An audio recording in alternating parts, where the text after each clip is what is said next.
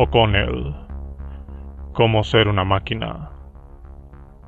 La autocaravana de la vida eterna. En el otoño del 2015, un conocido mío se compró una autocaravana de 13 metros de una prestigiosa marca clásica estadounidense. Para ser exactos, una Bluebird Wanderlust de 1978. Y tras realizar varias modificaciones en el vehículo que le daban la apariencia de un gigantesco ataúd, se dispuso a partir en dirección este a través del panzudo contorno del territorio continental de Estados Unidos. Sus razones para hacer tal cosa resultaban, en cierto aspecto, tan complejas como contradictorias, pero por ahora baste informar al lector que ese viaje se emprendió para concienciar a la gente sobre dos temas distintos pero interrelacionados. El primero era el lamentable hecho de la mortalidad humana y la necesidad de hacer algo al respecto. El segundo, la candidatura de mi amigo en la elección presidenciales del año siguiente. El propietario del vehículo se llamaba Zoltan Istvan, y hacía más o menos 1 año y medio que nos conocíamos cuando inició su periplo por Estados Unidos, desde el área de la bahía de San Francisco, donde vivía, hasta los Cayos de la Florida, y de allí en dirección norte hasta Washington, donde planeaba subir al Capitolio y, en una tímida referencia a las 95 tesis de Martín Lutero, pegar una declaración de los derechos transhumanistas en la gran puerta de bronce ornamentada de la rotonda. En un artículo publicado en el Huffington Post y titulado ¿Por qué un candidato presidencial conduce un ataúd gigante llamado el autobús de la inmortalidad por todo Estados Unidos? Zoltan exponía las razones de ello. Espero, escribía, que mi autobús de la inmortalidad se convierta en un símbolo importante en el creciente movimiento pro longevidad en todo el mundo. Será mi forma de cuestionar la postura apática de la opinión pública con respecto a si morir es bueno o no. Al involucrar a la gente con un provocativo ataúd gigante capaz de desplazarse, de seguro se suscitará el debate en todo Estados Unidos y, con suerte, en todo el mundo. Creo firmemente que el próximo gran debate sobre derechos civiles girará en torno al transhumanismo. ¿Deberíamos utilizar la ciencia y la tecnología para vencer a la muerte y convertirnos en una especie mucho más fuerte? Yo había conocido a Zoltan Istvan en el Congreso de Piedmont, cuando nos presentó Hank Bellinger. Era un hombre de aspecto majestuoso, cuya apostura resultaba irrefutable y a la vez, de algún modo, poco seria, como una especie de muñeco Ken a escala natural, o una prueba de concepto de un ideal eugenésico ario. De inmediato me di cuenta de que no era el típico transhumanista. Era educado y carismático, y aparentemente no tenía nada de friki ni de torpón.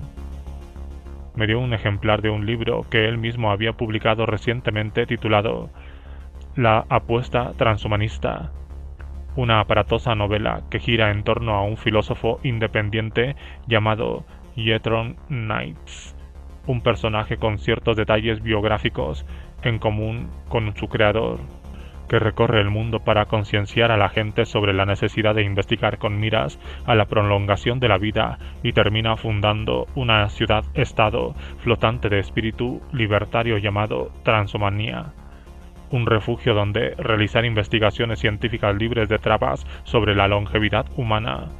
Una utopía sin regulaciones integrada por multimillonarios tecnológicos y racionalistas desde la que el protagonista librará una especie de guerra santa atea contra el teocrático Estados Unidos. Un par de días después, en un café del distrito de Mission, en San Francisco, me contó que la novela no había sido bien recibida por ninguno de los 656 agentes y editores a los que se le había enviado el año anterior. Me explicó que había invertido más de $1,000 de gastos de envío, Al final, la autoedición había sido la única opción disponible, pero ahora estaba contento con las ventas del libro y el impacto que estaba teniendo en el movimiento transhumanista, donde, según me dijo, estaba sirviendo para suscitar conversaciones. La cubierta, que había diseñado él mismo, reproducía un negativo de su propio rostro, de perfil, mirando fijamente las cuencas vacías de un cráneo humano. Él era el primero en reconocer que desde un punto de vista estético no resultaba del todo satisfactoria. Se supone que es como un Hamlet, dijo, en esa escena de Yorick, ¿sabe? Yo, ante la perspectiva de la muerte y tal, pero, mire, no estoy seguro de que de verdad funcione. Eché un vistazo al libro, que estaba en la mesa frente a nosotros, y no pude por menos que estar de acuerdo con él. Estábamos sentados en un patio, en la parte de atrás del café, bajo la deslumbrante luz del mediodía. Observé que todas las mesas estaban ocupadas y, sin embargo, nosotros éramos los únicos que manteníamos una conversación. Todos los demás clientes del café estaban solos y tecleando algo en un portátil Apple. Como me ocurría con frecuencia en San Francisco, tuve la sensación de hallarme en medio de una simulación hiperrealista de una utopía corporativa, o más bien en una torpe parodia de ello. Como escena, parecía un tanto recargada en su simbolismo. Ese es uno de los problemas de la realidad, hasta qué punto se asemeja a una mala ficción. He visto cubiertas peores, le dije, lo cual, por lo que recordaba, bien podía ser cierto. Zoltán daba la impresión de ser un hombre que a sus 40 y pocos años estaba intentando recuperar la vitalidad existencial de su juventud. A los 20 y tantos, tras graduarse en filosofía en la Universidad de Columbia, había arreglado un viejo yate y, completamente solo, si exceptuamos los montones de novelas rusas del siglo XIX con las que había abastecido el barco, zarpó con el propósito de circunnavegar el globo. Se financiaba parcialmente el viaje haciendo cortos documentales para National Geographic sobre los lugares remotos que visitaba. En algún momento en su recorrido inventó un nuevo deporte extremo al que bautizó como volcano-warding o tabla sobre volcán, básicamente lo mismo que el snowboarding o tabla sobre nieve, con la diferencia de que en este caso se practicaba descendiendo por la ladera de un volcán activo.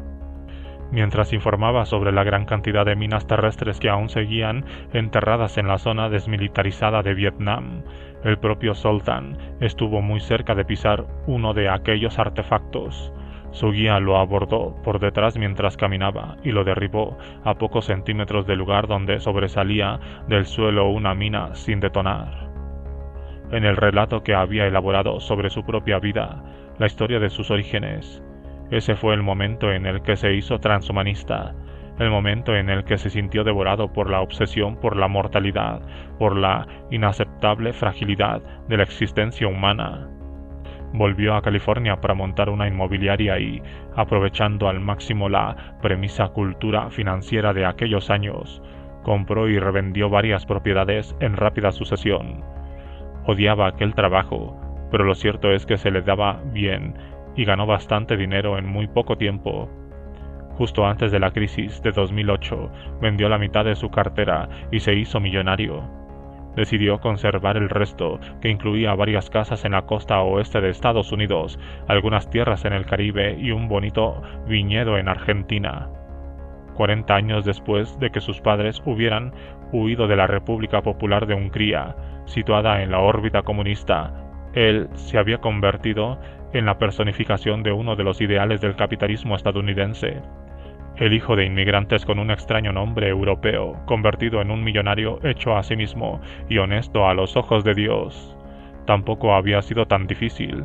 El sistema funcionaba, el dinero funcionaba. Y ese dinero bastó para permitirle dejar su trabajo y dedicarse durante varios años a escribir The Transhumanist Beggar, un proyecto en el que canalizó todas sus ideas sobre la posibilidad y la necesidad de alcanzar la inmortalidad física a través de la ciencia. Aquel día en misión, Zoltán me contó que su esposa Lisa, una ginecóloga que trabajaba para la organización Planned Parenthood, recientemente había empezado a expresar un gran interés en que él hiciera algo productivo con su vida. En aquel momento Lisa acababa de dar a luz a su segunda hija y, dado el crecimiento exponencial del coste de vida en el área de la bahía de San Francisco y la renuncia de Zoltán a vender más propiedades, se sentía cada vez más preocupado por la necesidad de empezar a ahorrar para la educación de sus dos hijas. Me explicó que él personalmente era reacio a malgastar el dinero en tales cosas, dado que, para cuando las niñas llegaran a la adolescencia, ya sería posible transferir el contenido informativo de una carrera en Harvard o Yale directamente a sus cerebros por solo una fracción de lo que costaba actualmente una educación de este tipo. Lisa, me aseguró, se mostraba bastante tolerante con sus puntos de vista, pero para ella, arriesgarse a apostar el futuro de sus hijas a una idea fantasiosa relacionada con una inminente intervención tecnológica era cruzar una línea roja. Obviamente se muestra algo remisa a aceptar las ideas transhumanistas, me explicó, porque en un futuro cercano su profesión quedará obsoleta. Cuando el parto natural se convierta en algo del pasado, ya sabe, con los bebés producidos por ectogénesis y todo eso. Su esposa parece una mujer inteligente, le dije yo. Sí, lo es, me respondió, apurando su café con leche. Una mujer muy inteligente. Cuando unos meses después Zoltán me envió un correo electrónico hablándome de su decisión de presentarse como candidato a la presidencia, le telefoné de inmediato. Lo primero que le pregunté fue qué pensaba su esposa del plan. Bueno, en cierto modo, me respondió, fue Lisa la que me dio la idea. Recuerda que le dije que ella quería que yo hiciera algo concreto, que encontrara algún trabajo decente. Lo recuerdo, le dije, aunque no creo que pensara exactamente en que se presentara como candidato a la presidencia con un programa basado en la inmortalidad. Sí, es cierto, me confirmó. Le costó un poco aceptar la idea. ¿Cómo le dio la noticia?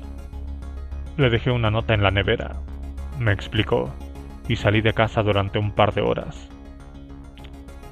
Debo admitir que en ningún momento me sentí tan consternado por lo que hacía y decía Zoltán como tendría que haber sentido.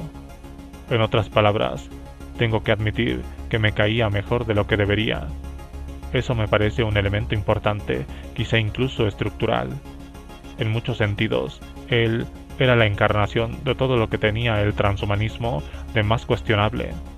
Su extremismo, su ceguera a la riqueza de matices del ser humano o de hecho a cualquier cosa que no fueran los más toscos indicadores instrumentales del valor humano.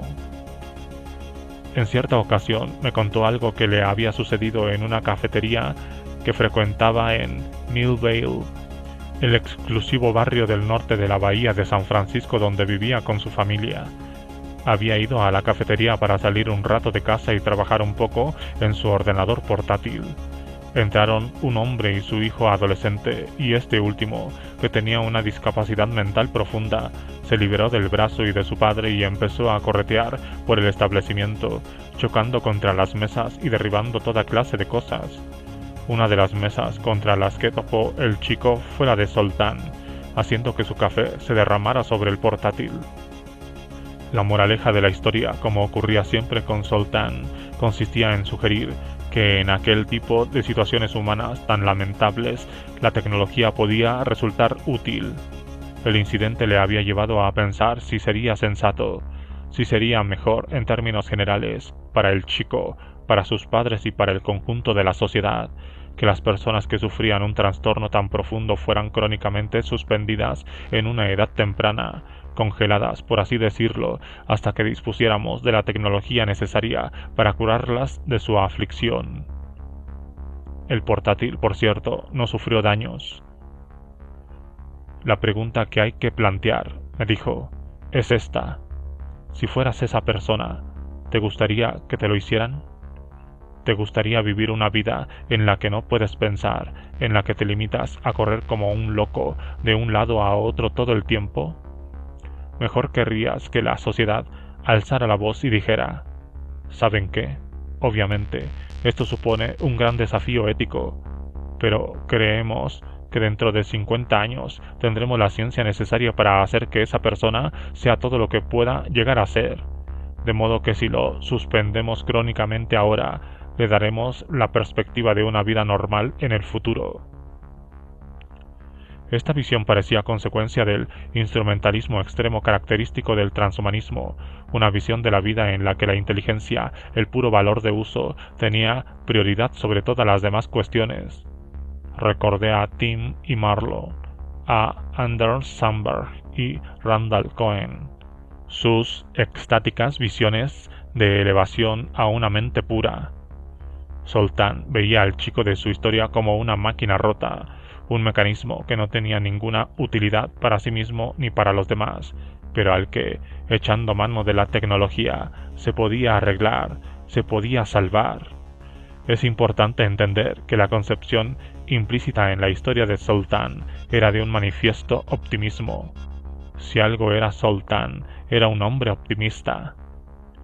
En otro orden de cosas, me pareció que había algo grandioso e irreductiblemente americano en el gesto concreto de presentarse como candidato a la presidencia, en la idea de que, aunque solo fuera en un sentido teórico, simbólico, todo individuo tenía el derecho y la posibilidad de aspirar a un poder absoluto, a una influencia absoluta, ya fuera en nombre de alguna causa o en nombre de sí mismo.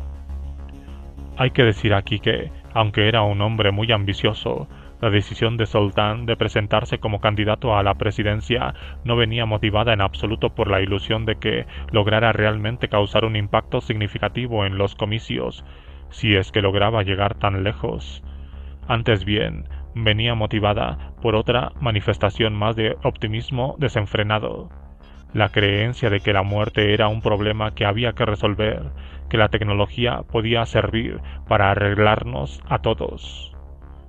Y eso precisamente constituía el núcleo de lo que a mí me resultaba tan convincentemente extraño de los transhumanistas en general, de sus valores y motivaciones: la idea de que, como cultura, como especie, debíamos sacudirnos de encima nuestra autocomplacencia con respecto a la mortalidad, no en el sentido existencial de que debamos vivir con una permanente conciencia de la inevitabilidad de la muerte, sino todo lo contrario, en el sentido que esa creencia en la inevitabilidad de la muerte constituía en sí misma una forma de autocomplacencia, una excusa para no abordar el problema. Yo deseaba acercarme lo máximo posible a esa idea, seguir su avance desde el área de la bahía de San Francisco hasta el corazón del territorio estadounidense, de modo que hice planes para subirme al autobús. Cuando me uní a él en su campaña electoral, a finales de octubre del 2015, la suerte de Zoltán había cambiado para mejorar en muchos aspectos. Debido al interés que su candidatura presidencial estaba suscitando en los medios, se había convertido en una de las figuras más prominentes del movimiento transhumanista. Recientemente, sendos equipos de televisión de las cadenas de Vice Media y Showtime había estado siguiendo sus progresos en California y Nevada, y su marca personal había experimentado un considerable aumento de valor. En los últimos tiempos había entrado en la tierra prometida del lucrativo negocio de la oratoria corporativa, alcanzando la cifra de $10,000 en concepto de honorarios por hablar en un congreso. El hecho de que en un hombre que hasta hacía poco era un desconocido hubiera alcanzado tan rápida notoriedad y que, debido a su autoproclamado liderazgo del partido transhumanista, los medios hubieran empezado a identificarlo de facto como el propio líder del transhumanismo en sí, estaba generando una considerable inquietud en el seno del movimiento.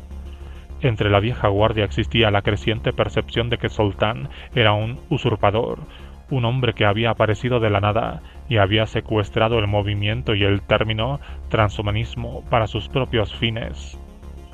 Cuando me uní a él, un viernes por la mañana, en Las Cruces, Nuevo México, El plan era atravesar Texas con el autobús para dar un discurso de campaña en un evento de biohacker que iba a celebrarse en Austin el lunes siguiente por la noche. Él acababa de llegar de Phoenix, donde se había reunido con Max Moore en Al Gore.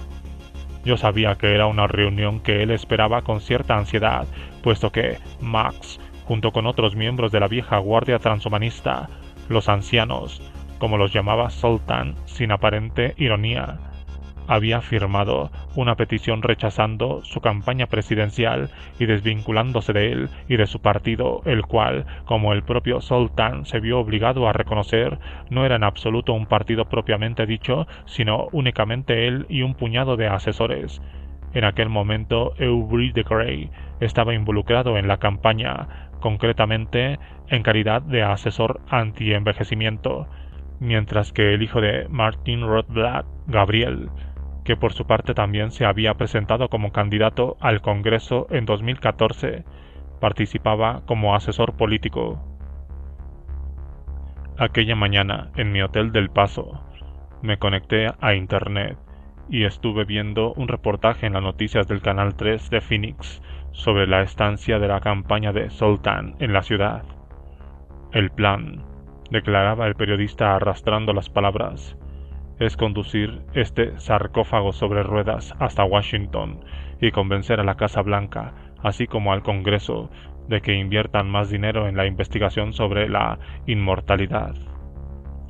El reportaje hablaba de su visita a Al Gore, y por lo que pude ver, parece que esta fue bastante cordial. Me reuní con Zoltan delante de una librería de viejo vacía situada en la calle principal de Las Cruces. Tenía el cabello más limpio y más rubio que la última vez que le había visto, 7 meses antes, y tenía la cara y el cuello bronceados por su exposición al sol del desierto. Iba acompañado de un joven excepcionalmente alto y esbelto, con el cabello negro, largo y con raya en medio, y unos ojos grandes de mirada ascética. El joven, que en una mano sostenía una cámara de video enganchada a un trípode, me tendió la otra en un saludo solemne. Rowan Horn, me dijo, ¿quiere vivir para siempre? No estoy seguro, le respondí, sintiendo los delgados huesos de su mano al estrechar la mía. Bueno, ¿por qué no?, insistió. ¿Quiere morir? ¿Cree que la muerte es algo bueno? Esas son preguntas difíciles, repuse. ¿Me deja que lo piense en el autobús y ya le digo algo? Mientras caminábamos por la calle principal, ahora inquietamente desierta, supe que aquel tal Rowan Horn era un voluntario de la campaña de Zoltan, un ferviente partidario de la prolongación radical de la vida que también estaba haciendo un documental sobre el autobús de la inmortalidad. En ese momento, el trascendente vehículo se encontraba aparcado en el estacionamiento de una sucursal cercana del Bank of America. El plan inmediato, me dijo Zoltan, era dirigirse al desierto, al campo de misiles de Arenas Blancas, la mayor instalación militar estadounidense, donde tenía la intención de organizar una protesta subrayando la necesidad de desviar dinero público del gasto en armamento para destinarlo a la prolongación de la vida. La autocaravana en sí misma constituía un espectáculo aún más extraño de lo que yo había imaginado. Un gran disparate de color marrón con las palabras «El autobús de la inmortalidad» con el transhumanista Zoltan Itzvan, cuidadosamente pintadas a mano en letras blancas a lo largo de la zona central, mientras que en la parte de atrás podía leerse «La ciencia versus el ataúd». En el techo se había instalado una construcción de tablas de madera inclinadas hacia el interior, también de color marrón, sobre la que a su vez descansaba una elaborada composición de flores sintéticas. El efecto global no es que se pareciera mucho a un ataúd, pero ayudaba a saber qué era lo que se suponía que estabas mirando. El interior estaba dotado de la parafernalia y las comodidades propias de un pisito de soltero de clase media de la década de 1970, una pequeña cocina equipada con una máquina de hielo y un horno microondas, una mesa de comedor, amplios asientos tipo banco para descansar en ruta, y hacia la parte trasera, 2 estrechas literas y un cuarto de baño, que en este caso no funcionaba. El suelo estaba cubierto por todas partes de moqueta de tripe de color naranja. El vehículo era más o menos apto para circular, siempre y cuando no te metieras cuesta arriba por una pendiente demasiado pronunciada, y siempre que cada 90 minutos o así pararas para cambiarle el aceite al motor, que lo perdía por un lado a una velocidad realmente espectacular. Esa constante fuga de aceite constituía un motivo de preocupación para Zoltán, no solo en relación con las perspectivas de salud a largo plazo del autobús de la inmortalidad, sino también, y más urgentemente, con respecto a la posibilidad de que algún policía de tráfico nos parara en la autopista, algo que, dada la notoriedad del vehículo, parecía una perspectiva nada trivial. Las dificultades comenzaron aproximadamente media hora después de salir de Las Cruces. Mientras la autopista describía un amplio círculo en torno a las irregulares estribaciones de la tierra de los órganos, el sonido del motor, en su esfuerzo por arrastrarnos cuesta arriba, se convirtió en un chirrido alarmantemente estridente. En ese momento viajábamos a una velocidad máxima de algo más de 50 km por hora, y la enorme figura de Zoltán se encorvaba sobre el volante observando el arcaico conjunto de misteriosos indicadores del salpicadero. «Parece que esto se está sobrecalentando de la mala manera», comentó. «Nunca había visto la aguja tan dentro del rojo, y ni siquiera es una colina demasiado empinada. Podríamos tener un problema, caballeros». Zoltán tenía la costumbre de dirigirse a Rohan y a mí colectivamente como caballeros, un gesto verbal que en este caso tenía más de camaradería que de formalidad. Nos explicó que era mejor evitar los trayectos ascendentes debido a una pequeña y cruel paradoja que se producía en la antigua mecánica de la Wanderlust. Cuanto más tiempo ibas cuesta arriba, mayor esfuerzo tenía que hacer el motor para mover el autobús, aunque fuera a paso de tortuga, y cuanto más despacio ibas, menos aire entraba de fuera para refrigerar el motor, perpetuando así el círculo vicioso del sobrecalentamiento. Otra forma más sencilla de explicarlo sería decir que el ventilador del radiador estaba jodido. Llegamos a lo alto de la colina y a continuación empezamos a ganar velocidad en el descenso. Los chirridos del motor bajaron un poco de tono, y yo recuperé la confianza en que ya no estábamos a punto de quedarnos tirados en el desolado calor del desierto. ¡Qué alivio!, exclamé. En realidad, dijo alegremente Zoltán, es mucho más peligroso ir cuesta abajo, porque dependemos de unas pastillas de freno de hace 40 años.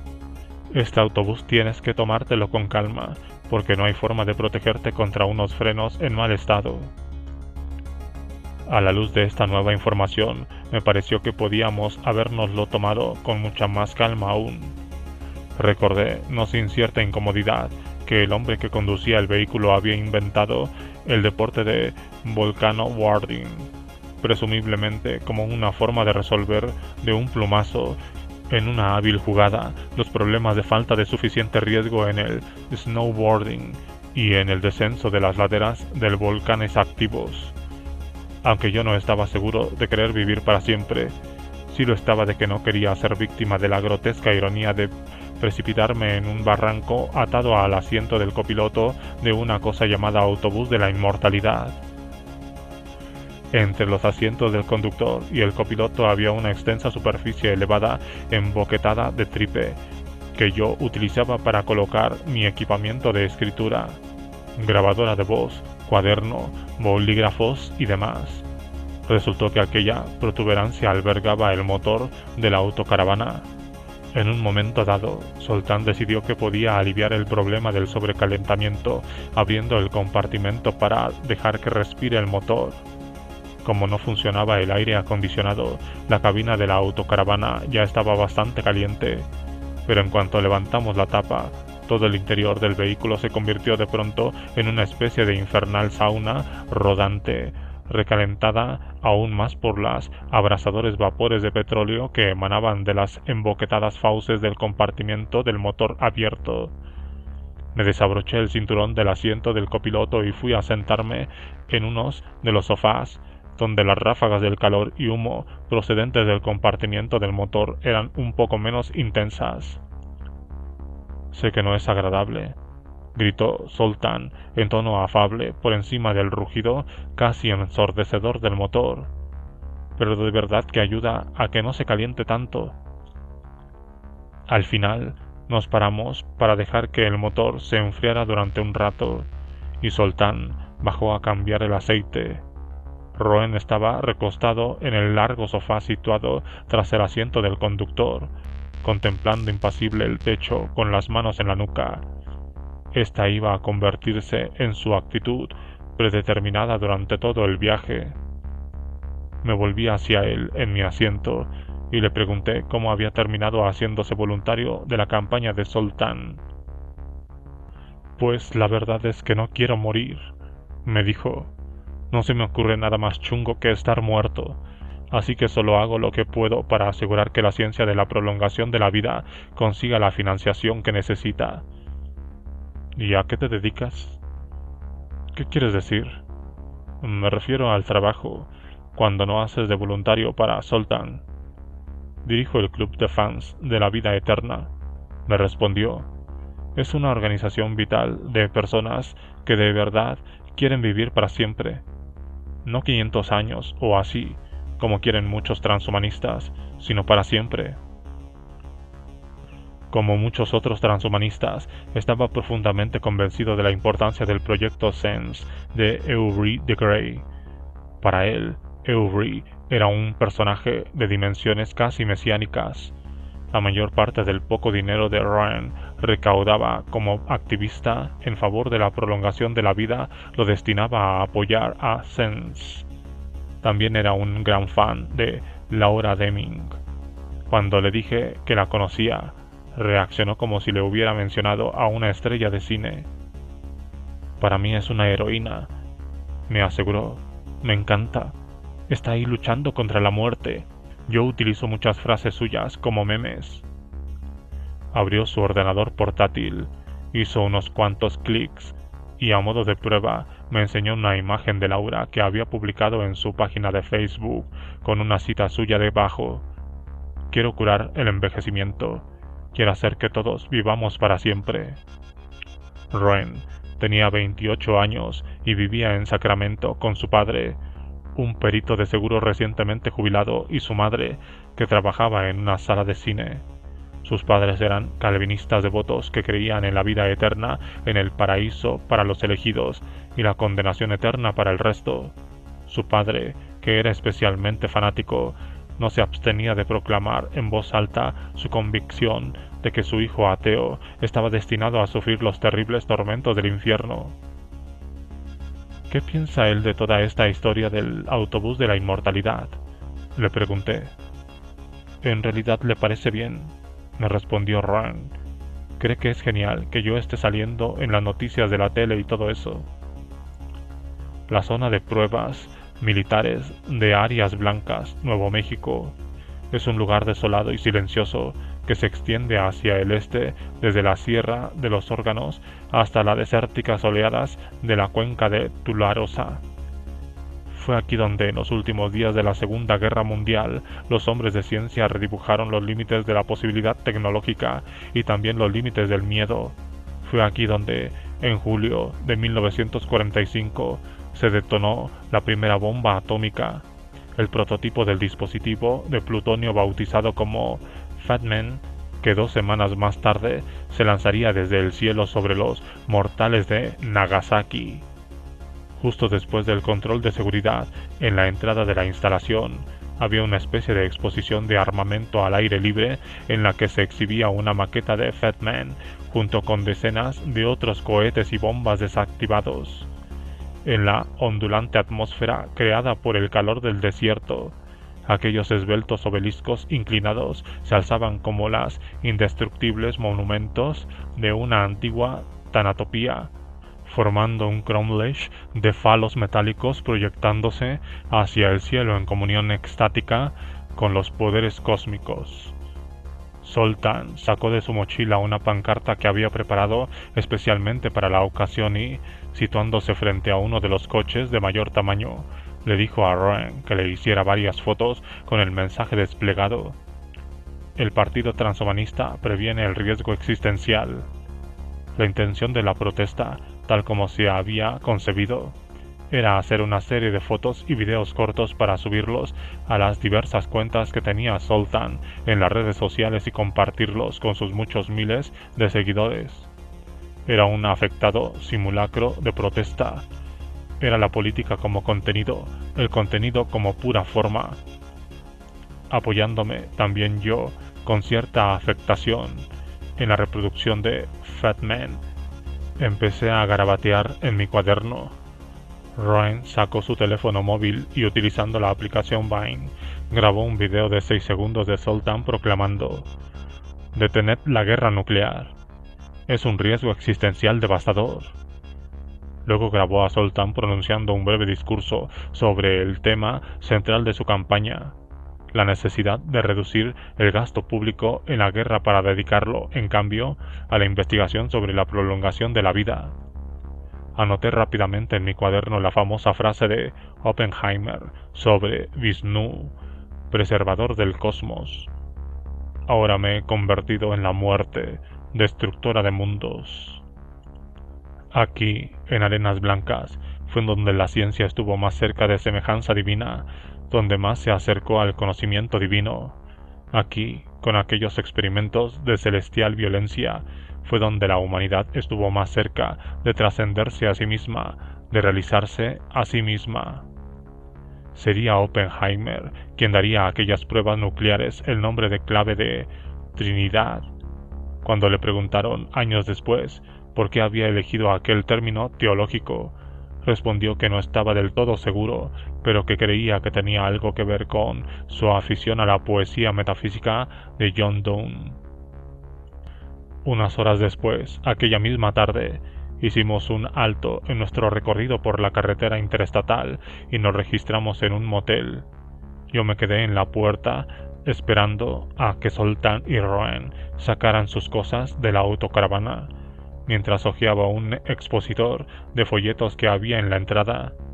En la mayoría de ellos se publicaban lugares del interés turístico general como el Museo Internacional y Centro de Investigación de OVNIs de Roswell, o Pistacholand, que alberga el mayor pistacho del mundo.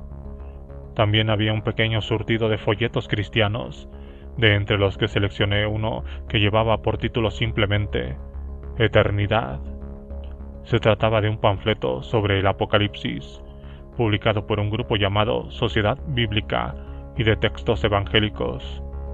Mientras aguardaba en el vestíbulo vacío del motel, leí que Dios había decretado que todas las cosas dejarán de existir, que los cielos pasarán con gran estruendo y los elementos serán destruidos con fuego intenso, y la tierra y las obras que hay en ella serán quemadas.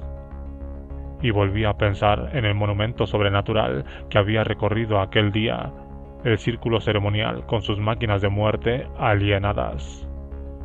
Seguí leyendo y descubrí que yo, o mi alma, podía sobrevivir a la muerte de mi cuerpo y de todas las demás cosas terrenales, sometiéndome por completo al Señor. De toda la creación, leí, solo el hombre, dotado de un nuevo cuerpo inmortal, hará la transición del tiempo a la eternidad. El hombre es la única criatura que tiene el aliento de la vida. Génesis 2:7. Que vive para siempre, igual que Dios.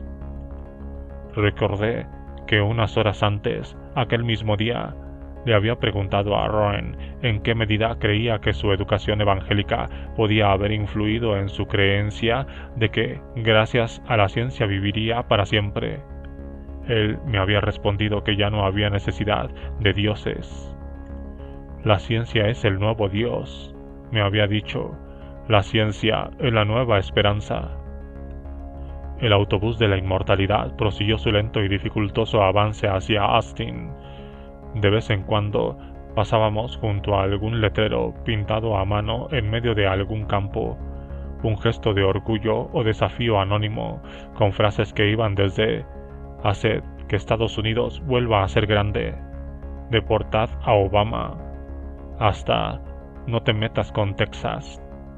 Pero lo que más veíamos eran animales muertos, atropellados en la carretera.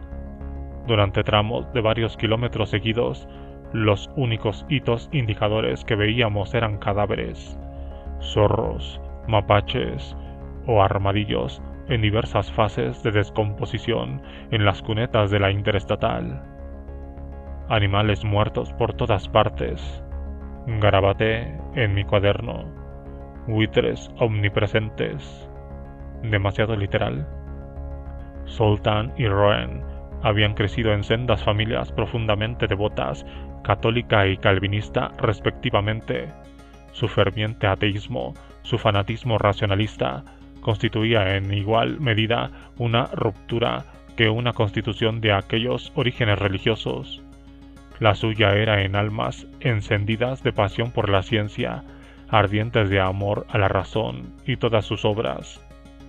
Pero la ciencia insistía en que nada era permanente, que nada perduraría, que, en última instancia, todo se reduciría a un puñado de cadáveres en la carretera, incluida la propia carretera en sí. La segunda ley de la termodinámica insistía en que el universo se hallaba en un estado de decadencia constante e innegociable. Observé que el bolígrafo que sujetaba en la mano se estaba quedando sin tinta. El cuerpo con el que me movía se dirigía lenta pero inexorablemente hacia la muerte. El autobús de la inmortalidad estaba literalmente cayéndose a pedazos. La ciencia insistía fríamente en que Estados Unidos nunca volvería a ser grande, y que un día el sol explotaría y se tragaría la tierra, desintegrándolo todo y metiéndose de manera definitiva e irrevocable con Texas. Y la tierra y las obras que hay en ella serán quemadas. La creencia de que la ciencia nos permitiría escapar de nuestro lugar en ese panorama general de desintegración, del que los armadillos y mapaches en descomposición y los buitres volando en círculo tan solo representaban las manifestaciones más inmediatas, era en realidad la transposición de un instinto fundamentalmente religioso. Me acordé del concepto psicoanalítico de transferencia, por el que la relación infantil del paciente con sus padres se dirigía a la figura del analista. ¿Acaso el transhumanismo no era precisamente eso, una proyección a gran escala de la relación primigenia con Dios en la figura de la ciencia? ¿Acaso todo aquello, la transferencia cerebral, la prolongación radical de la vida, la criónica, la singularidad, no era tan solo un epílogo al más ancestral de los relatos? Escribí en mi cuaderno: todas las historias tienen su comienzo en nuestro final. No puede decirse que la austera dieta bajo en calorías de Roen, orientada como estaba a obtener la máxima longevidad, se viera precisamente favorecida por los restaurantes de carretera, las estaciones de servicio y las hamburgueserías con servicio directo a través de la ventanilla del coche que proliferaban en el oeste de Texas.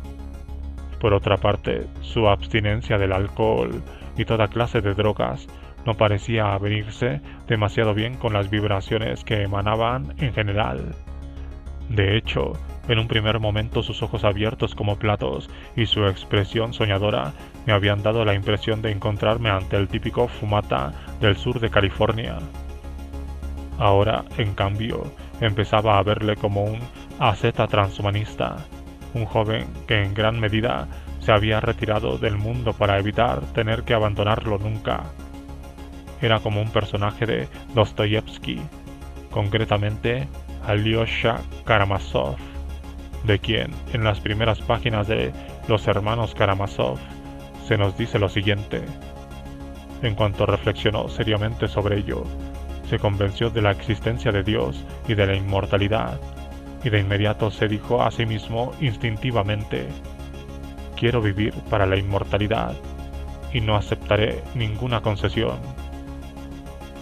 Roen me explicó que en esa casa de sus padres, en Sacramento, dormía en el suelo de su habitación, en parte porque no quería comprarse una cama cuando era mejor gastar el poco dinero que tenía en la investigación sobre la prolongación de la vida, pero sobre todo debido a una misteriosa hostilidad hacia las superficies blandas. Su declaración en ese sentido se veía rotundamente contradicha por su afición cuasi fanática a tenderse en el sofá del autobús, como ya he señalado antes. Nos detuvimos en un bar de carretera situado a unas horas al oeste de Fort Stockton y cogimos una mesa en el buffet libre. En la mesa que había junto a la nuestra se sentaba un hombre inmenso con un enorme sombrero de vaquero, encorvado sobre una Biblia abierta por el libro de Job, que leía mientras daba cuenta metódicamente de un montón de viandas variadas, un floreciente ecosistema de carne y ensalada y carbohidratos surtidos, mientras Zoltán atendía una llamada de su airada esposa en relación con un inodoro atascado que no había reparado antes de salir a viajar por todo el país para promover la inmortalidad. Yo aproveché la oportunidad para interrogar a Roen sobre su estilo de vida. Tengo que admitir, le dije, que se me hace difícil apoyar todo este asunto de la inmortalidad. ¿Acaso tu obsesión por vivir eternamente no equivale de hecho a estar totalmente aprisionado por la muerte? Es posible, reconoció, pero ¿no lo estamos todos? ¿No es justamente esa la idea? Le dije que entendía su punto de vista y ambos reímos, quizá con cierta incomodidad, y luego comimos en silencio durante un rato, escuchando la tensa conversación de Zoltán con su esposa. Roen comía con reflexiva atención, como si asignara a cada bocado de ensalada la medida óptima de masticación. Aparte de ser un vegetariano estricto, parecía reducir al mínimo su relación con la comida. Rechazaba la carne únicamente por razones de salud, pero yo no puedo por menos que preguntarme si, en un nivel más profundo, aquello también constituía una manifestación más de su rechazo a la muerte misma, a la naturaleza animal de su propio cuerpo. ¿Qué podemos pensar?, se preguntaba el psicoanalista Ernst Baker en su libro La negación de la muerte, de una creación en la que la actividad habitual de los organismos consiste en descuartizar a otros con los dientes de todas las maneras posibles, mordiendo, triturando carne, tallos de plantas y huesos entre los molares, engullendo vorazmente la pulpa hacia el esófago con fruición, incorporando su esencia en su propia estructura para defecar después los residuos con fetidez nauseabunda y ventosidades, cada uno de ellos intentando incorporar a todos los otros que le resultan comestibles. Estar vivo, ser un animal, era pues un asunto letal. La naturaleza, a falta de una palabra mejor, era malvada. Estábamos a finales de octubre, y haciendo honor a la tradición, el restaurante estaba profusamente adornado con toda la macabra parafernalia propia de Halloween. Pequeñas calabazas de plástico huecas e iluminadas por dentro, telarañas de algodón, brujas montadas en escobas colgadas en las paredes y otras frusilerías festivas. Colgando del techo, justo detrás de la cabeza de Roen, había una estatuilla de goma de la mismísima Parca, con su esquelética figura cubierta por una raída capucha negra y una guadaña de plástico sujeta en su huesuda manita. La estatuilla, que tenía un cierto aire de cómic, giraba lentamente en su cuerda de nylon, distrayendo mi atención con la ampulosa representación de su presagio que, irónicamente, parecía sacada de la sección de ofertas de unos grandes almacenes. Yo solo quiero pasarlo bien para siempre, me dijo finalmente Roen, guiando un tenedor lleno de secas hojas de ensalada hacia su cara pálida. Los 20 años que ganaré comiendo como lo hago podrían poner la diferencia entre que muera o que alcance velocidad de escape de la longevidad. Estoy postergando el placer para poder tener más después. En realidad, soy un hedonista total. A mí no me pareces ni siquiera un poquito hedonista, le dije. No bebes, no tomas drogas, apenas comes. Para ser franco, a mí me pareces un monje medieval. Roen inclinó la cabeza hacia un lado, reflexionando un poco sobre aquella idea. Yo no quería plantear el tema del sexo, pero parecía estar flotando en el ambiente, girando lentamente sobre nuestras cabezas como el avatar de goma de la muerte. Resultó que no tuve que plantearlo. El propio Roen sacó el tema a su manera. ¿Sabes qué es realmente genial de vivir en el futuro?, me preguntó. ¿El qué? Los robots sexuales. ¿Los robots sexuales? Ya sabes, robots de inteligencia artificial construidos para tener sexo con ellos. Así, claro, le dije. Ya he oído hablar de esos robots. No parece una mala idea, pero ¿de verdad crees que eso va a pasar? Por supuesto, me respondió Roen, entrecerrando los ojos y asintiendo beatíficamente con la cabeza, como si por un momento reflexionara sobre alguna lejana exultación. Es algo que deseo con muchas ganas. Tenía una peculiar forma de sonreír que era mitad evasiva y mitad desafío. Fuera de contexto, posiblemente te sentirías tentado a describirla como engreída, pero de alguna manera el efecto general resultaba profundamente cautivador. El problema que a mí me plantean los robots sexuales, le dije, es que, ¿por qué no ibas a preferir tener sexo con una persona real? Quiero decir, en igualdad de condiciones. Él me respondió, ¿bromeas? Una chica de verdad podría engañarte, irse a la cama con cualquiera, podrías contraer una enfermedad de transmisión sexual, podrías incluso morir. ¿Eso no es un poco alarmista? Para nada, colega.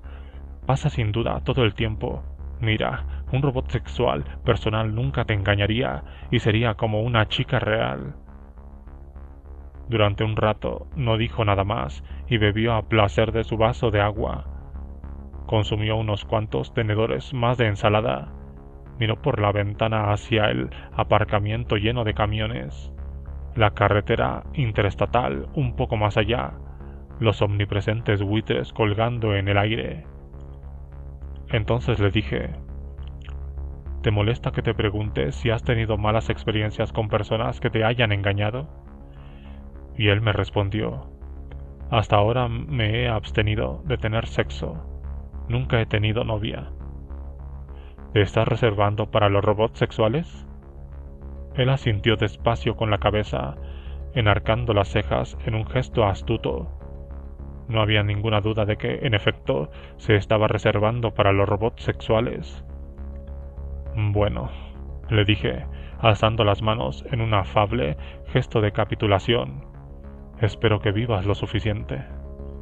Él afirmó. Estoy bastante seguro de ello. La creciente división entre Zoltán y los ancianos se estaba convirtiendo en un tema de conversación cada vez más frecuente en el autobús. Era una situación bastante complicada y parecía haber varios factores distintos en juego. En una entrevista sobre su campaña publicada en el sitio web de Vox Media, Zoltán había mencionado su intención de abandonar su campaña en algún momento antes de las elecciones y respaldar a quien quiera que fuera el candidato demócrata. Hank Pilisher, uno de los primeros partidarios de Zoltán, había renunciado a su cargo de secretario del Partido Transhumanista como protesta por aquella revelación que según él era la gota que colmaba el vaso. La deserción de Hank había suscitado una mayor disidencia entre una serie de transhumanistas que durante todo ese tiempo habían permanecido callados pese a no sentirse convencidos por la campaña de Zoltán. Entre ellos figuraba Christopher Benek, un pastor presbiterano de Florida que era uno de los transhumanistas cristianos más prominentes y que hasta hacía poco habían mantenido una relación ecuménica con Zoltán. En 2014, el reverendo había hecho fruncir el ceño a algunos futuristas al sugerir públicamente que las formas avanzadas de inteligencia artificial deberían convertirse al cristianismo, razonando que se debía alentar a cualquier posible forma autónoma de inteligencia a participar en los propósitos redentores de Cristo en el mundo.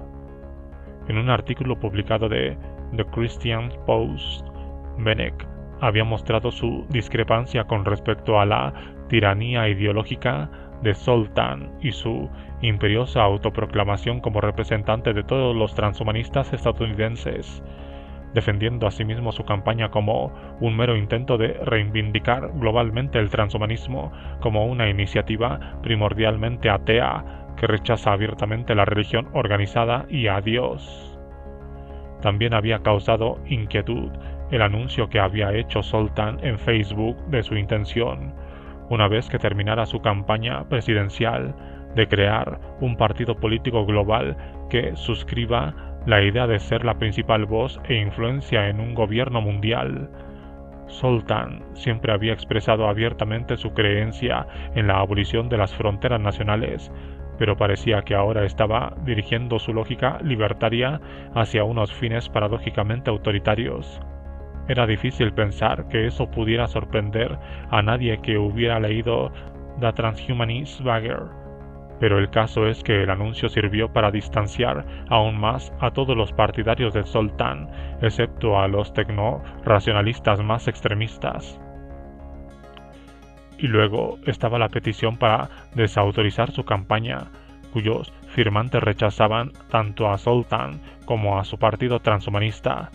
En tanto se cobije bajo un control autoritario, en tanto niegue la diversidad de los valores transhumanistas y en tanto fomente una innecesaria hostilidad hacia los demás.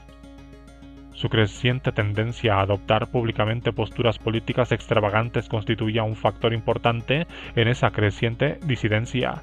Aquella primavera, por ejemplo, Zoltán había publicado un artículo de opinión en Modern World, el sitio web de tecnología de Vice Media, argumentando en relación con los $1.300 millones recientemente presupuestados por la ciudad de Los Ángeles para hacer que sus calles y vías de acceso fueran más accesibles para las personas en silla de ruedas, que sería mucho más sensato invertirlos en la tecnología de los exoesqueletos robóticos. Dejemos que las aceras sigan en mal estado, escribió. En cambio, en la era transhumanista en la que hoy nos encontramos, trabajemos para reparar a los seres humanos con discapacidades físicas y dotarlos de nuevo de movimiento y capacidad. Cuando hablé con él de este tema, Zoltán parecía realmente incapaz de entender por qué las personas con discapacidad se sentían tan ofendidas por su insistencia en que era a ellas a las que había que arreglar y no las actitudes discriminatorias que se manifestaban en el entorno urbano, y en comentarios como el suyo.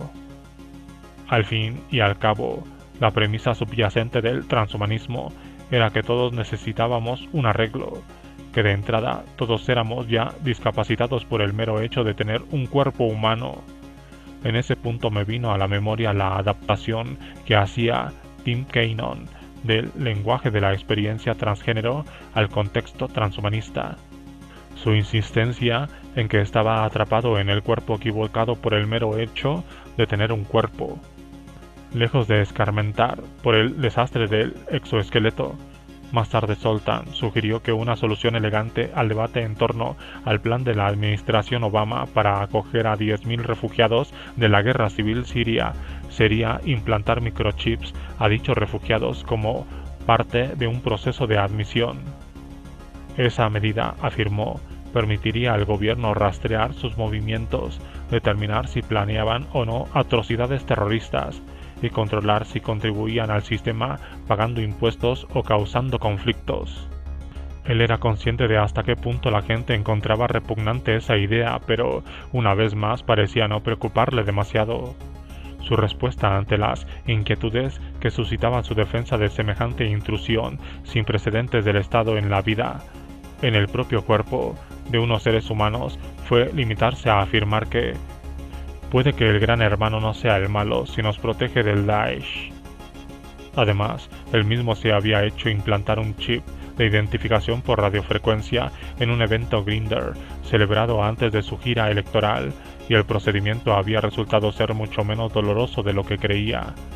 una vez que se considerara que los refugiados no representaban una amenaza para la seguridad pública, tras un periodo de prueba de, pongamos, 3 años.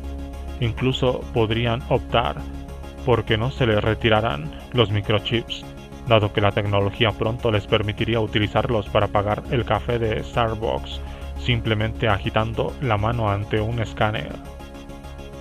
En la medida en que pudiera considerarse que todo esto se fundamentara en una ideología, si se podía llamar así, personalmente me parecía fundamentado en una ideología de la propia tecnología, un imperativo de incrementar la fusión entre humanos y máquinas por todos los medios necesarios.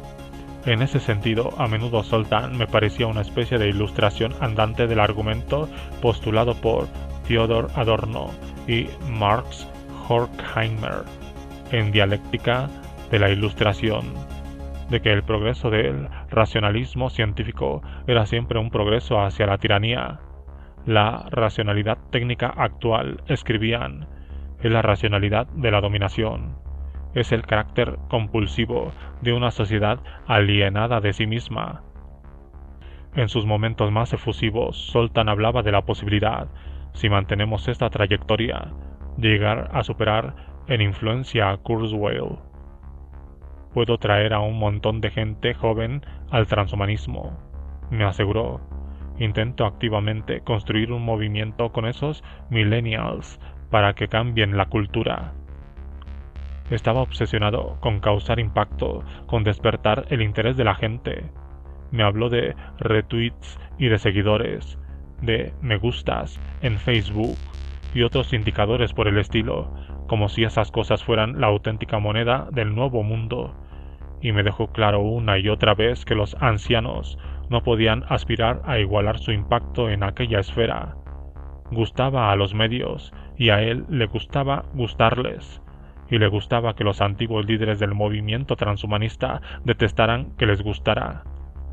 Me sentí impresionado por el alcance multidisciplinar de sus ambiciones, por la convicción casi mística que albergaba de su propio ascenso a mayores niveles de influencia y poder. Me habló con frecuencia del movimiento ecologista como modelo de la forma en que él planeaba convertir el transhumanismo y en especial la prolongación radical de la vida en algo que la opinión pública en general y, a la larga, los gobiernos se verían obligados a tomar en serio. Era obvio que en ese modelo se consideraba a sí mismo la figura equivalente a Al Gore. Mis sentimientos hacia Zoltán eran complejos, contradictorios y estaban sujetos a repentinas mutaciones, intensificaciones y revocaciones. Su grandilocuencia ejercía un paradójico magnetismo que se veía atemperado por ciertas dosis de relajada humildad. Podía estar hablando de su intención de cambiar el mundo, convenciendo a la gente de que la inmortalidad física estaba a su alcance y al momento siguiente deleitarse irónicamente en algún plan que se le había ocurrido para mantener la autocaravana circulando unas horas más. Se me da bien hacer chapuzas, me dijo una tarde en el aparcamiento de un Walmart, donde nos habíamos detenido para llenar un carrito de la compra con latas de aceite del motor y unas cuantas bandejas de barbacoa para recoger el que perdía el autobús. Le dije que había empezado a pensar en el autobús de la inmortalidad más bien como el autobús de la entropía, y en nuestro viaje a través de Texas como en una gran metáfora móvil del inevitable declive de todas las cosas, de la desintegración de todos los sistemas con el paso del tiempo, y los elementos serán destruidos con fuego intenso, y la tierra y las obras que hay en ella serán quemadas. La entropía es una mierda, me dijo Roen. Es lo que es, terció Zoltán. Es definitivamente lo que es. Me di cuenta de que había empezado a sentir una extraña afinidad con aquellos dos hombres, no porque sintiera una profunda simpatía por sus místicos propósitos, sino más bien por el hecho de estar con ellos, de viajar con ellos, de comer en los mismos restaurantes de carretera y dormir en los mismos moteles, y escuchar una y otra vez la misma cinta de Tom Petty and the Heartbreakers en el viejo cassette de la autocaravana. Se había establecido una especie de camaradería, Éramos colegas en nuestra futilidad, que quizá fuera lo mejor que podía decirse de cualquier asociación de humanos, pero ellos jamás habrían aceptado tal descripción de nuestra situación, de modo que, en ese sentido, no existía ningún tipo de camaradería en absoluto. Esta cuestión de la futilidad se planteó muchas veces en la autocaravana. Zoltán y Roen creían que la muerte privaba de sentido a la vida. Si al final todo se perdía, preguntaban, ¿qué sentido tenía nada? Yo no me sentía cualificado para responder a aquella pregunta, pero traté de defender la vida tal como era actualmente, lo cual implicaba tratar de defender la muerte. ¿Acaso no era el propio hecho de que la vida terminara, pregunté, lo que le daba su sentido, fuera cual fuera? ¿No era el propio hecho de que estuviéramos aquí por un tiempo tan breve, que pudiéramos irnos en cualquier momento, lo que hacía la vida tan intensamente hermosa, terrible y extraña? Y por otra parte, ¿acaso el propio concepto de sentido no era en sí mismo una ilusión, una necesaria ficción humana? Si una existencia finita era fútil, ¿no sería la inmortalidad un estado de futilidad infinita?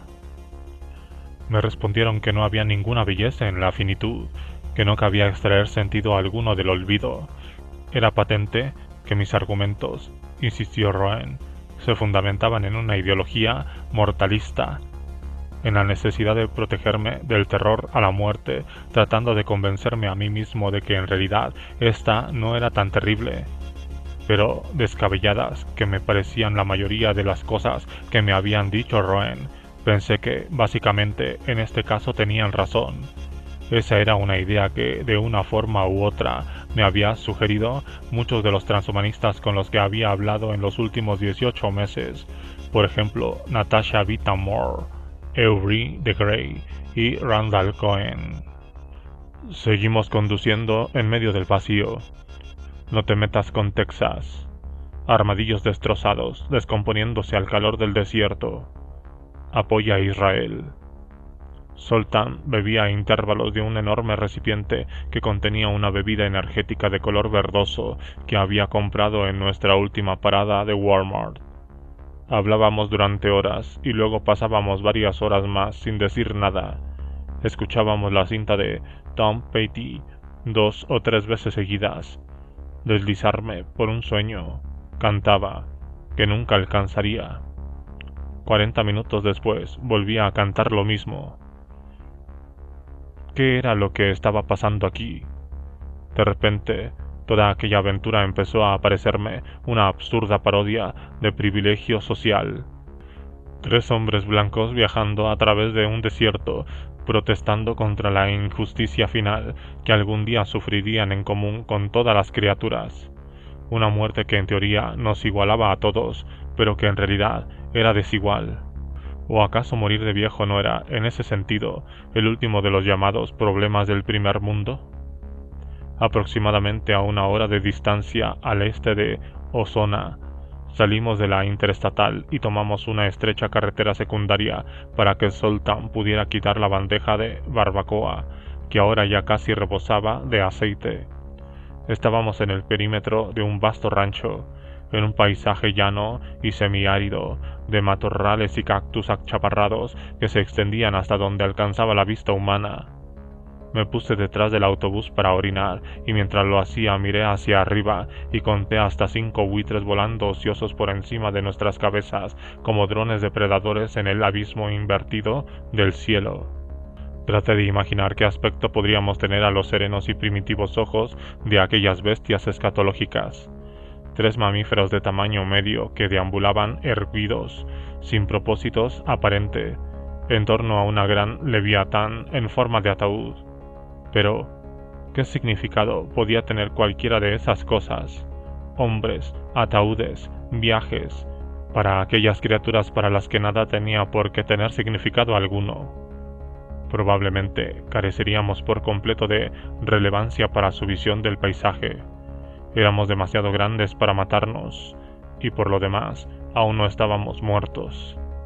Me esforcé por recordar unos versos de la octava de las Elegías de Duino de Rique, donde el poeta escribe sobre la libertad en la que viven los animales, lo abierto a lo que dirigen su mirada y cuya visión no está a nuestro alcance, orientados como estamos constantemente hacia la imperiosa presencia de nuestra propia finitud. De regreso en el autobús, los busqué en Google en mi teléfono móvil. Solo nosotros vemos la muerte. El animal libre tiene siempre su ocaso tras de sí y a Dios por delante, y cuando camina, camina en la eternidad, igual que manan las fuentes. Más tarde, mientras avanzábamos por la carretera interestatal, Roen llamó alegremente nuestra atención hacia un gigantesco cartel que rezaba: «Si mueres hoy mismo, ¿dónde pasarás la eternidad?». «Bajo tierra», añadió él, «bajo tierra». Me habló de un accidente que había sufrido cuando tenía 6 años. Se había caído de la bicicleta, se había perforado el brazo y había estado a punto de morir de una hemorragia interna. Pasó varias semanas en el hospital y luego un tiempo de recuperación, pero se le había revelado la oscuridad, un negro terror bajo la fina superficie del mundo. Cada noche se despertaba jadeando tras soñar la misma pesadilla, en la que había muerto mientras dormía, en la que se sentía a sí mismo tendido en su cama sin sentir nada, un cuerpo imposible. Cada noche la misma experiencia de algo que no se podía experimentar, la misma visión de algo que en ningún caso se podía vislumbrar. Aquello, me explicó, marcó el comienzo de su distanciamiento de la religión de sus padres, aquella visión de la nada que le aguardaba después de la muerte. Más hacia el este, en un área de descanso, Roen encendió su cámara de video y se acercó a 2 chicas jóvenes que estaban sentadas en una zona de picnic, bajo una cubierta de hierro corrugado, flanqueado a ambos lados por 2 gigantescas ruedas de carro. Enfocando la cámara hacia su rostro, les preguntó si tenían miedo a la muerte. Ellas parecieron más perplejas que intimidadas, pero yo no quería participar en la conversación, de modo que me dirigía hacia el otro extremo del área de descanso. Me vi interceptado en mi camino por 2 jóvenes que querían saber por qué mi amigo estaba filmando a sus novias. Señalé la autocaravana y les dije que estábamos en viaje de campaña con un candidato presidencial minoritario y que Roen estaba rodando un documental. ¿Ese tío se presenta a la presidencia?, preguntó el mayor de los 2 mirando con escepticismo a Roen, con su cabello a lo Young Baez, sus pantalones cortos hasta la rodilla y su mirada virtuosa e impasible. «No, ese no, el otro», repuse señalando a Zoltán, que estaba de pie junto a la autocaravana terminando una llamada telefónica. «Ese es su autobús de campaña. Si queréis, os lo presento». Roen, las 2 jóvenes, sus novios y yo nos acercamos a Zoltán, que recibió a sus potenciales electores con gestos efusivos, calurosos saludos y apretones de manos propios de un estadista. «¿De qué va lo del autobús?», preguntó el más joven de los chicos, que también era el de complexión más fuerte. «Lo arreglamos para que pareciera un ataúd gigante con el fin de concienciar a la gente sobre la muerte». «No parece un ataúd gigante», replicó el joven. «Se parece más a una mierda gigante». Zoltán ignoró el comentario con tacto y explicó, de manera un tanto arrogante, que el objetivo de la campaña era promover la inversión en la ciencia de la longevidad para que puedas vivir una vida más larga. Un hombre robusto y de corta estatura, que parecía tener unos 30 y tantos años, bajó de la cabina de un camión que había al lado. Se desperezó un poco y luego se quedó mirando con los ojos entornados la autocaravana, al grupo reunido en torno a ella antes de echar a andar para estirar las piernas. Llevaba unos pantalones cortos tipo baloncestos de color morado, una aparatosa camiseta negra y unas gafas de sol de la marca Oakley. Nos dijo que se llamaba Shane y que estaba cruzando el país en dirección a Florida. ¿Están haciendo alguna cosa de tipo político?, preguntó Shane. «Sí, así es», respondió Roen. «¿Quiere vivir para siempre?». «Claro que querría. exclamó Shane. La muerte me asusta un huevo. ¿Quién no quiere vivir para siempre? Lo que intentamos hacer, le explicó Zoltán, es promover el uso de la ciencia para eliminar el envejecimiento y la muerte.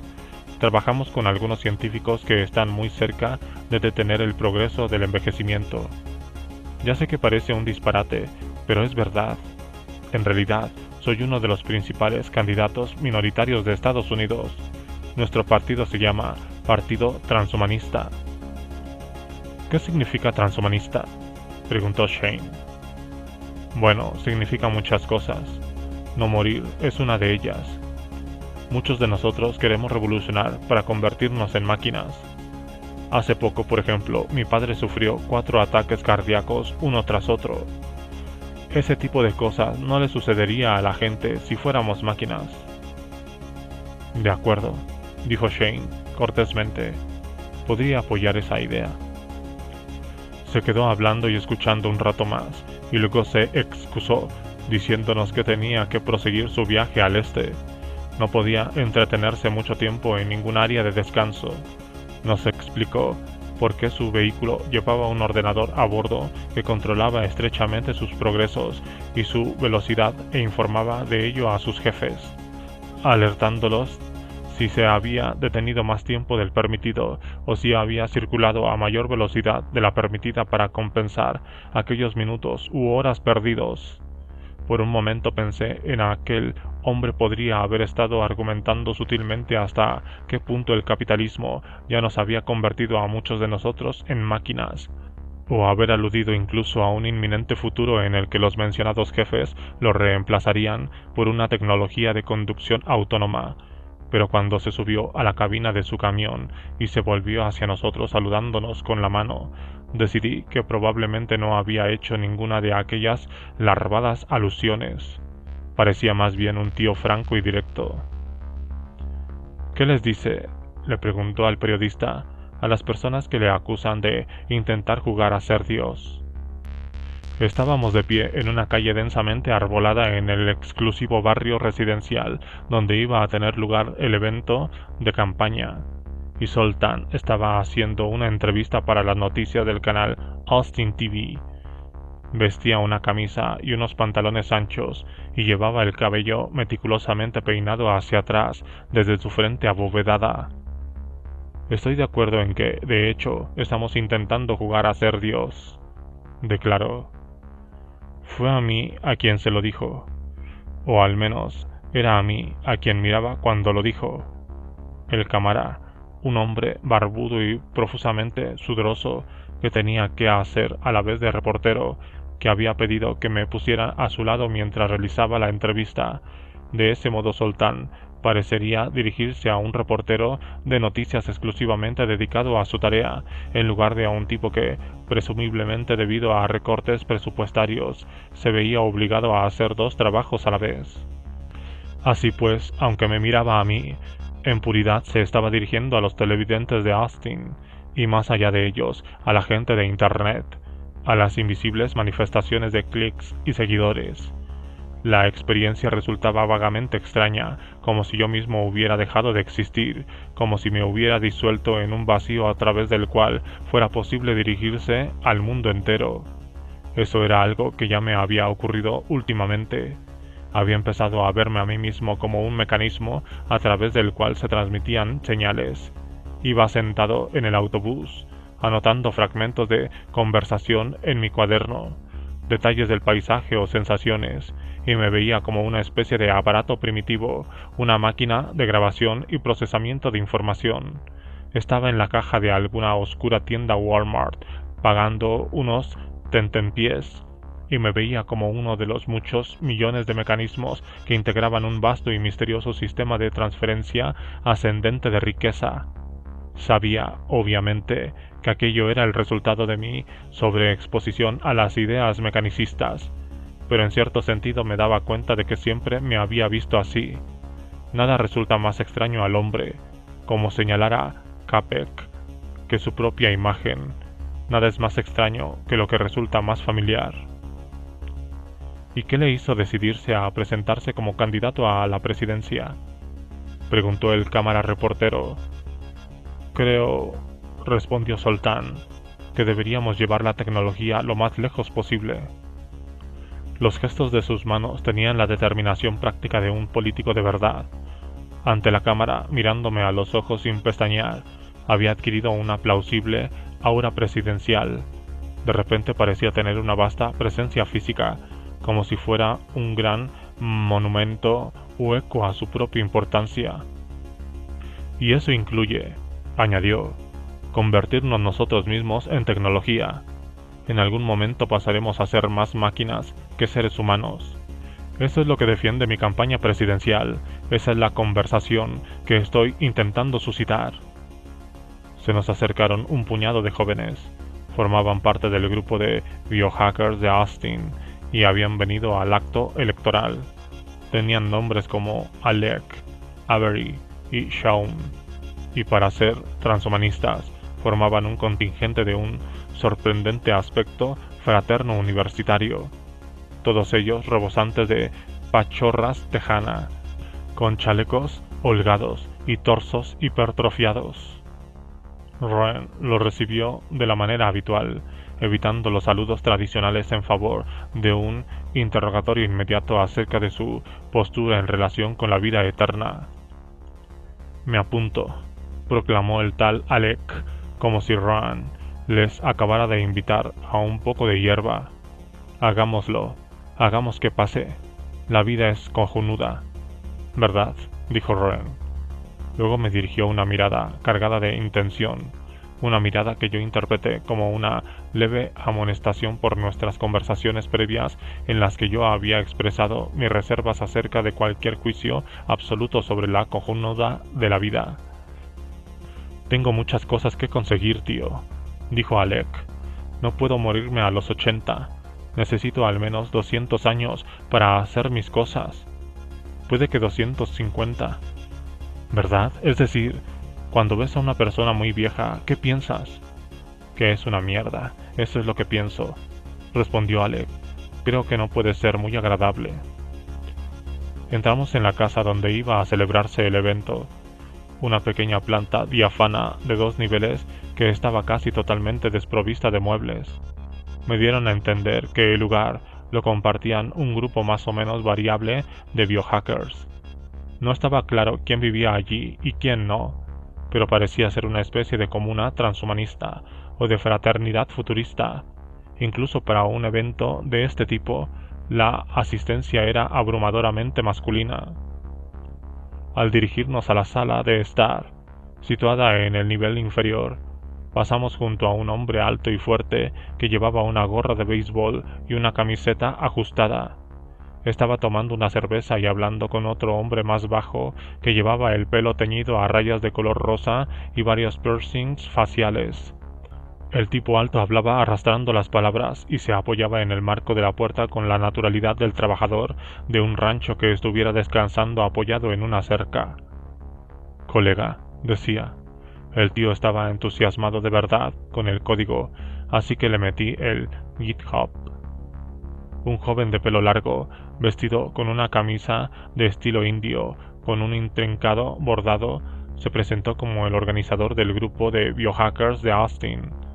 Dijo llamarse Machiavelli Davids, aunque nos animó a que lo llamáramos simplemente Mac.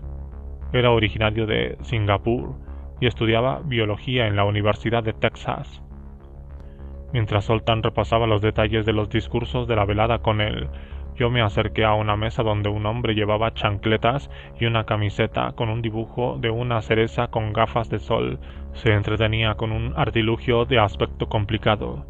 El dispositivo consistía en un pequeño maletín de aluminio lleno de cables y relés electromagnéticos, junto con varios trozos de magnesio sin forma definida y vasos de plástico llenos de agua. El hombre, que se llamaba Jason, me explicó que todo aquel montaje era el prototipo de un producto que estaba desarrollando llamado Heliopact, que me describió como un módulo funcional de prolongación de la vida. Me dijo que el dispositivo funcionaba como una batería en combinación con el cuerpo del usuario, con el parche de magnesio actuando como ánodo y el cuerpo como cátodo. Cuando se aplicaba el parche, añadió, el magnesio se corroía, liberando electrones e iones positivos en el cuerpo, neutralizando así los radicales libres que causaban el daño celular y reduciendo el proceso de envejecimiento. Me explicó que hace un tiempo se había implantado un pequeño parche de magnesio dentro de la mejilla izquierda y lo había mantenido allí durante un mes. Luego preguntó a un grupo de amigos en qué lado de la cabeza tenía menos canas. Todos me dijeron que, sin ninguna duda, en el izquierdo, me aseguró, todos sin excepción.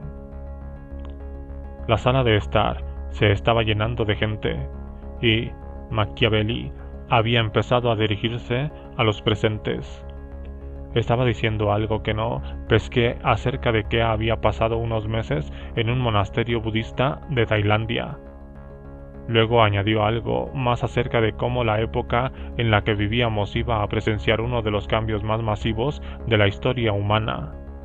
Todo, declaró, estaba a punto de caer. El auge del movimiento biohacker, de la capacidad de la gente para modificar los genes y mejorar sus cuerpos, sería la influencia definitoria tanto en la actual generación como de las generaciones futuras. Dijo que estaba organizando un viaje al desierto con el grupo de biohackers de Austin en el plazo de 2 semanas. El plan era que todos se pusieran unas gotas en los ojos destinadas a mejorar la visión nocturna. Una fórmula especial elaborada a partir de una molécula llamada clorina E6, que se encuentra en los ojos de ciertos peces abisales y que multiplica por 2 las señales fotónicas que llegan al cerebro y contemplarán la luz de las estrellas con una visión sobrehumana. El experimento, explicó, ya se había realizado con éxito en ratas, y él y sus compañeros biohackers serían los primeros humanos en experimentarlo. Lo que hace la humanidad, dijo, es experimentar consigo misma. Es algo a lo que tenemos derecho por nacimiento. Eso, para mí, es lo que significa la libertad, actuar libremente con tu propio cuerpo y tu propia mente. Zoltán recogió la idea en su propio discurso, fluido y aparentemente sin un guión previo. Dijo que con aquel movimiento se estaba haciendo historia, con aquella campaña que no iba de obtener votos, sino de concienciar a la gente sobre la singularidad que se avecinaba y la importancia de vivir el tiempo suficiente para poder experimentarla. Él creía, dijo, en la libertad morfológica, esto es, en el derecho absoluto e inalienable de las personas a hacer lo que quisieran con sus propios cuerpos, a convertirse en algo más que meros humanos. Espero con ansia, añadió, el día en que podamos usar la tecnología para convertirnos en algo más parecido a las máquinas. Nos quedamos por allí alrededor de 1 hora más o menos, mientras que Zoltán hablaba con unas personas que estaban haciendo un documental sobre el transhumanismo y una mujer de una revista que había venido a entrevistarlo. En un momento dado, Rowan pronunció un improvisado discurso. Lo hizo metiéndose en el papel de hipster genérico, con unas gafas con montura negra y una ligera sonrisa de complicidad en el rostro. Un papel con el que había estado jugando durante toda la campaña en los vídeos que había subido a la página de Facebook del Club de Fans de la Vida Eterna. Vosotros, tíos, no sois convencionales, les dijo a los biohackers allí reunidos, la mayoría de los cuales parecían algo perplejos por su actuación. Todavía conserváis vuestra imaginación infantil. Si queréis llevar vuestro no convencionalismo al próximo nivel, vais a tener que vivir para siempre. ¿Sabéis qué es lo más convencional del mundo? Morir. Morir es absolutamente convencional. Estar muerto bajo tierra es absolutamente convencional. Si queréis vivir para siempre, votad por Zoltán. Yo ya había visto antes aquella actuación de Rowan, y le había dicho que me parecía un poco difuso en su representación del estereotipo hipster, que parecía más una caricatura de una caricatura que una representación de una persona real y que, además, la histriónica ironía que inyectaba en su discurso tendía a oscurecer la absoluta seriedad de su mensaje. Pero en ese momento, quizá debido a la cerveza casera inusualmente fuerte que estaba bebiendo, Disfruté inmensamente su discurso y hasta sentí como mi pecho se henchía de una extraña ternura hacia él, de un instinto de protección casi fraternal, en contradicción bastante flagrante con cualquier imperativo apropiadamente periodístico. Yo no había estado de acuerdo con prácticamente nada de lo que había salido de su boca en todo el tiempo que habíamos pasado juntos.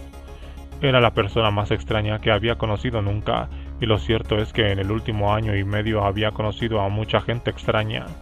Pero ahora me sorprendí a mí mismo deseando que no se desengañara, que, mientras viviera, mantuviera la idea de su propia extensión de la muerte. Pensé que su misma creencia de que la muerte privaba de sentido a la existencia era lo que parecía dar un propósito a la suya, servirle de norte.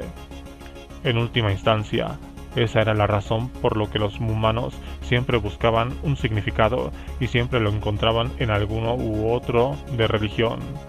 De momento, afronta como puedas la extrañeza de estar aquí. En cuanto se marchó la gente de los medios, Zoltán quiso ponerse de nuevo en camino. La fiesta aún estaba en pleno apogeo, pero el día siguiente a primera hora tenía que coger un avión a Miami, donde se había comprometido a dar una charla corporativa y tenía que llevar la autocaravana al otro lado de la ciudad, donde, gracias a los buenos oficios de Machiavelli, había encontrado un lugar donde dejarla aparcada hasta que se reanudara el viaje, de modo que se despidió de la gente con una ronda de apretones de manos, y luego volvimos a embarcar de nuevo en el autobús de la inmortalidad. Aproximadamente una hora después nos encontrábamos en el patio trasero de una casa vacía en las afueras de la ciudad, esperando a que viniera a recogernos un taxi y nos llevara a nuestros respectivos hoteles. Zoltán y yo apurábamos las últimas reservas alcohólicas del autobús, un vodka de vigorizante potencia cuya botella incorporaba una parpadeante pantalla digital, una visión del futuro de las botellas de vodka digna de serie de dibujos los supersónicos. Yo me sentía ligeramente mareado por el alcohol y por la pequeña cantidad de hierba que había fumado en la fiesta antes de recordar que detestaba fumar hierba, de modo que bajé al patio para tomar el aire. El agradable canto de los grillos inundaba la noche, cálida y fragante. Me quedé mirando las estrellas, disfrutando el placer de estar al aire libre. Era bueno estar fuera, estar en el mundo, ser un animal viviente. Cuanto más escuchaba, más apremiante parecía hacerse el canto de los grillos. Recordé que un par de semanas antes había leído algo en las noticias sobre una plaga de grillos en las llanuras de los estados del suroeste del país, que había sido especialmente intensa en la zona circundante de Austin.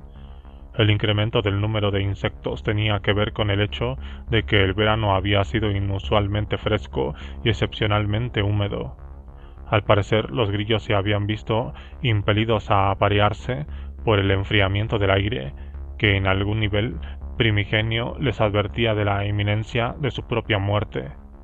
Entonces me di cuenta de que el sonido que escuchaba era el canto de miles de machos que expresaban su necesidad de reproducirse por el conocimiento instintivo de su pronta desaparición. El ruido parecía intensificarse y proceder a la vez de todas partes y de ninguna, como si lo generara la propia noche. Escuché el trino del teléfono de Zoltán desde el otro lado del patio. Probablemente fuera nuestro taxista el que le llamaba. Respiré profundamente, absorbiendo el aire cálido y complejo, la fragancia de la noche. Achispado como estaba, me parecía absolutamente inverosímil que un día todo aquello estuviera fuera de mi alcance, que un día moriría y nunca volvería a respirar aquel aire, a escuchar aquellos sonidos.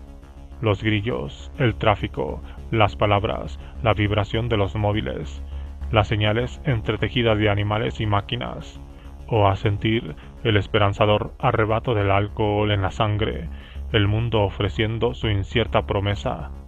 Parecía ridículo pensar que eso era todo, solo esta vez y nunca más. Oí el golpe seco de la puerta del autobús de la inmortalidad al cerrarse y a Zoltán gritando mi nombre. Nuestro taxi se había detenido en la acera.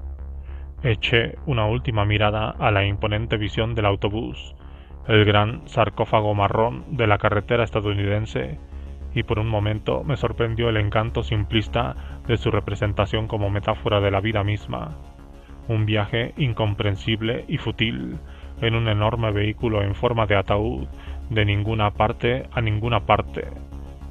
Caminé hacia la calle, en dirección a Sultan y Rennes, decidido a hablarles de aquella idea de la vida como un autobús ataúd, y a decirles que me alegraba de haber formado parte de aquel viaje por un tiempo, independientemente de lo que significara o dejara de significar. Pero cuando llegué al coche y me deslicé junto a Rennes, Sultan ya estaba sentado en la parte delantera describiendo apasionadamente las coordenadas del futuro post-humano a nuestro taxista, y había pasado el momento.